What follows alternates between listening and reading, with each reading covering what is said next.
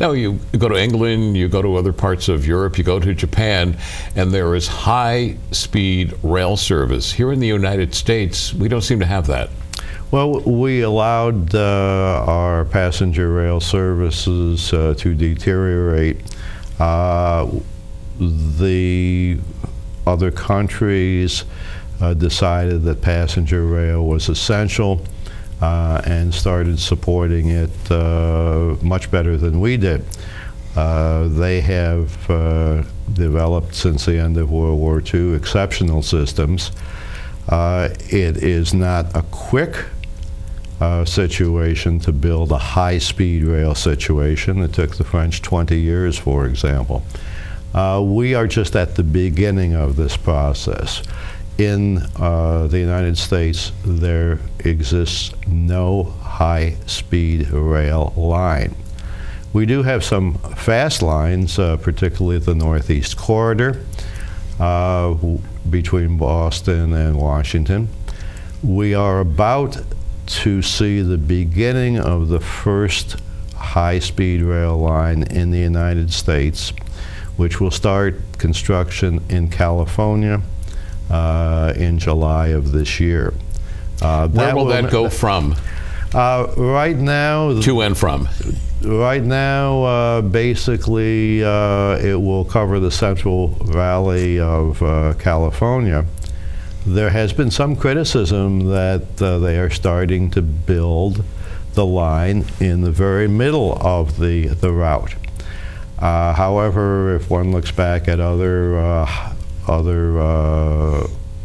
big construction projects, the French experience, and even the interstate highway system, those major projects have started building from the center. Actually, that even happened to the Erie Canal, where in the New York Thruway, the Erie Canal construction started, and the Thruway construction started around Syracuse and built outward. Going back to this California high-speed rail service, when it's done, what sort of an impact is it going to have on the state of California's economy and, you know, the daily life of those using it? If we draw on the experience in other countries and also on the experience we are having in the United States, just by boosting current speeds, we generally find that it is a big asset to economic development along the corridor.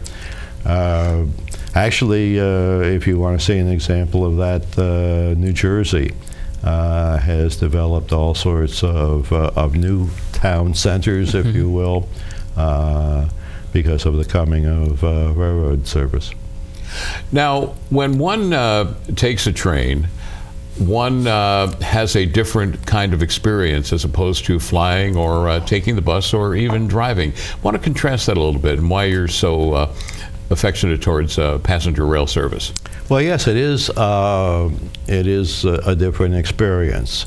One can move around during the travel on many lines. Food service is available. One does not have to pay constant attention to driving or the route. It has proved especially comforting, according to some national surveys, to women travelers. And why is that? Well, basically, women express to the people taking surveys that they find it more comfortable. They find they have the ability to do other things, either work for business or read. They find it much comfortable. They also believe that it is safer. And statistics do bear that out throughout the country. They just find it a much more comfortable experience. Also, passenger rail is being driven in part by the increased use from college students who find that many of them do not have cars. And where rail service is available, they find it an easy way to commute from school to home or to even visit friends at other colleges along the rail line.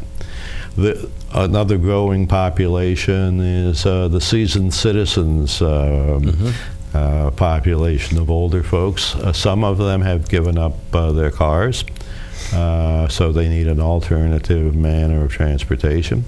Others have just found it a more comfortable way to travel than driving themselves or trying to use air service.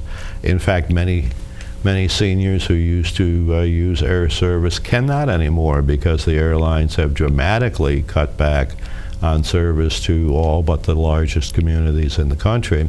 And the forecast seems to be that they will drop even more cities from their route structure. So any place where people have been getting, have an option of rail, they seem to be using it. And last year, Amtrak carried more passengers than it had in its history. And they have done that for 9 out of the last 10 years. Whether they will set a new record in the current year is unclear at this time because there have been major events, weather events, the hurricane on the East Coast, the most recent snowstorm, which, well, we didn't see a great deal of, most of the area did. Since Amtrak does not own most of the track it runs on, they are subject to rules that the host railroads, CSX, Metro North, a host of other railroads. As a matter of fact, service on the Northeast Corridor was disrupted during the snowstorm because Metro North closed its rail line, which meant that all Amtrak service to Boston, towards Boston, was automatically eliminated. And even service north from New York City was eliminated. Metro North is closed, Amtrak can't run. The Bush administration really didn't appear to be that pro-rail passenger service and that pro-Amtrak. I know Vice President Biden is a big train fan and a big rail fan, and the Obama administration seems to be more rail-friendly and more Amtrak-friendly. Is my perception correct? In general, yes. The Bush administration was not especially friendly toward passenger rail. The current administration does seem more friendly. The program that they started in 2009, the American Recovery Act, provided $8 billion for rail improvements.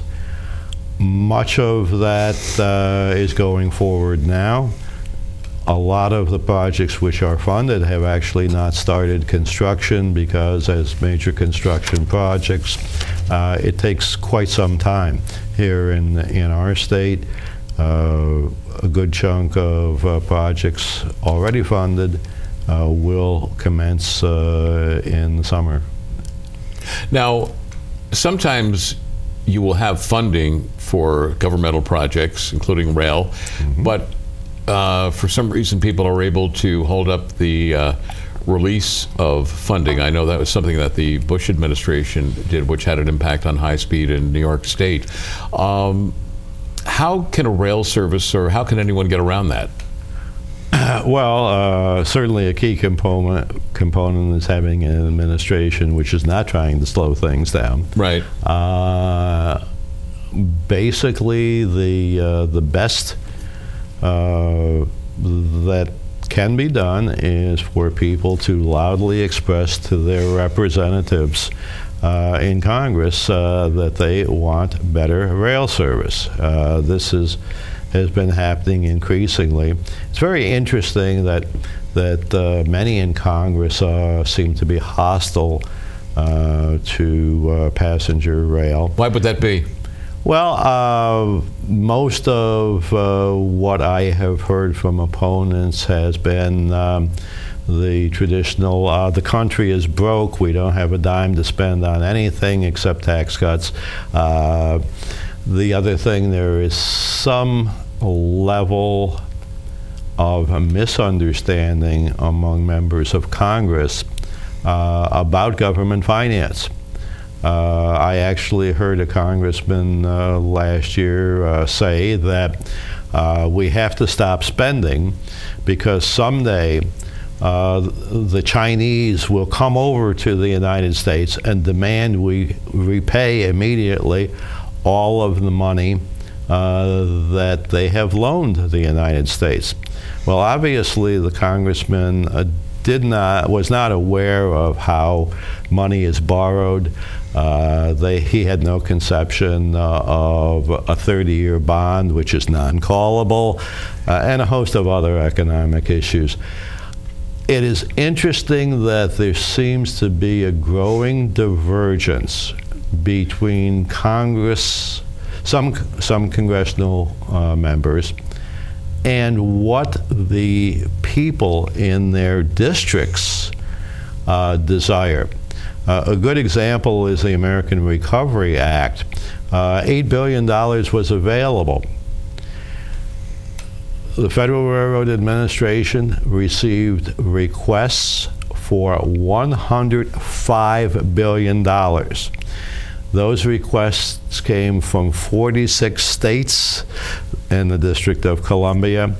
Obviously, there was a huge demand. There were even requests for states such as Alabama, which wanted some rail funds to improve rail crossings and do other things of that nature. There are a whole host of new studies going forward now in areas from which the congressional representative is anti-rail. For example, Mississippi has just launched a big study to connect a number of cities in its state. Mm-hmm. Alabama has entered into a study to restore passenger service that has not existed in 40 years. Last week, New Hampshire reversed its anti-rail position and is now participating in a state study to restore passenger service from Boston through Concord and other New Hampshire cities. These states that are requesting the money, are they getting the money? They are getting the money. The federal government is providing money for the states to get these studies started. But the significant thing is that the states themselves are putting in money. And they're doing it despite the fact that they know their state will have to provide some level of support to future passenger operations. I think that that's a good sign. There has also been a rush by states to complete state rail plans, which are basically a prerequisite going forward to receiving federal rail funds. Texas, certainly the home of the air industry and the SUV, is working on a rail plan. Never had one before, okay? And we have that in other places too.